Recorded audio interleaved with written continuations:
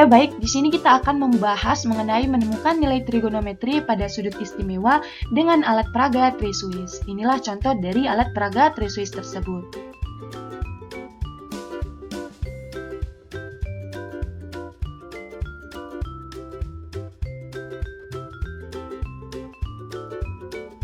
Nah, yang pertama akan kita bahas mengenai definisi trigonometri. Trigonometri merupakan nilai yang perbandingannya didefinisikan pada koordinat kartesius atau juga di segitiga siku-siku.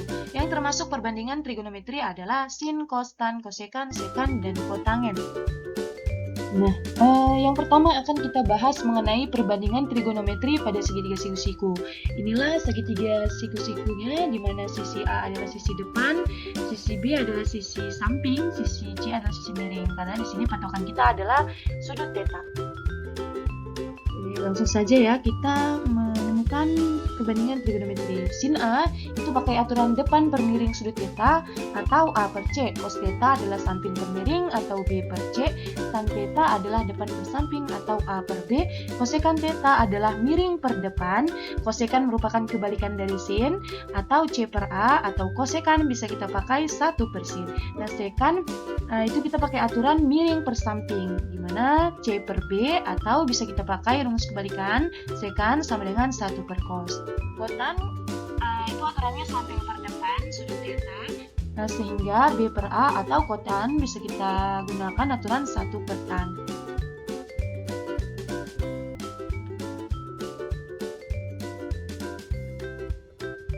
Nah, selanjutnya akan kita bahas mengenai perbandingan trigonometri pada koordinat kartesius.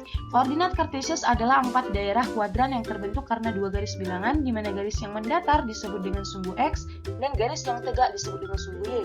Sudut pada koordinat kartesius dimulai dari 0 sampai dengan 360 derajat. Di antara sudut 0 sampai dengan 360 derajat terdapat beberapa sudut istimewa. Dan ini terbentuk 4 kuadran atau daerah. Kuadran pertama itu sin kostannya bernilai positif, kuadran kedua hanya sin yang positif, kuadran ketiga hanya tan yang positif, kuadran keempat hanya cos yang positif.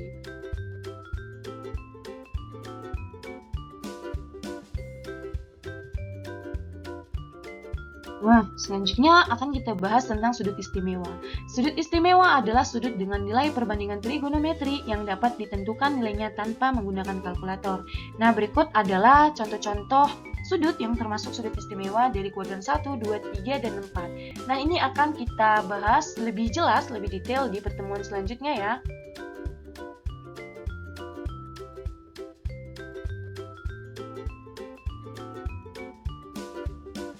Nah, selain berdasarkan tabel sudut istimewa tersebut untuk menemukan serta menentukan nilai trigonometri sudut istimewa, kita juga bisa menggunakan alat peraga yang dinamakan Tri-Swiss.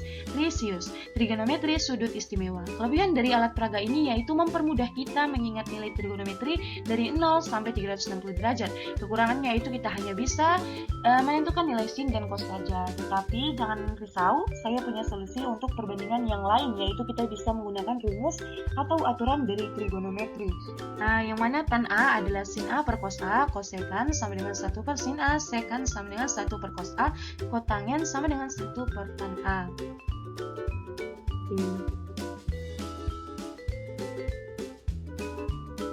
Nah, mari kita menemukan nilai trigonometri pada sudut istimewa dengan menggunakan alat peraga Tri-Swiss. Di sini alat dan bahan yang kita butuhkan, alatnya jangka, penggaris, gunting, cutter, pensil warna, dan double tip. Bahannya karton, plastik mika, kertas diop 2 warna, dan kertas origami. Nah, langsung saja kita ke prosedur pembuatan. Yang pertama, gunting kertas karton dan plastik mika dengan ukuran yang sama besar, yaitu 25 x 25. Nah, yang kedua, gambar lingkaran pada kertas karton. Lalu yang ketiga, tempel double tip kecil di setiap ujung karton. Nanti di ujungnya kita tempel double tip, lalu tempel plastik mika pada karton tersebut. Nah, langkah selanjutnya potong kecil-kecil kertas warna, kemudian tuliskan besar sudut-sudut istimewa di antara 0 sampai 360 derajat. Lalu potong kecil-kecil kertas kembali, kemudian tuliskan nilai-nilai trigonometrinya untuk sudut istimewa 0 sampai 360 derajat. Nah, untuk langkah ke-7, tempel kertas-kertas yang kita buat secara bersesuaian seperti contoh di bawah ini. ke-8, buat petunjuk berbentuk persegi panjang dengan warna berbeda dan diberi nama sin dan cos. Di gambar yang tertera ya. Lalu angka ke-9, letakkan pita di tempat yang sesuai dengan nilainya dan berikan warna pita yang berbeda untuk membedakannya. Lalu yang ke-10, selipkan pita di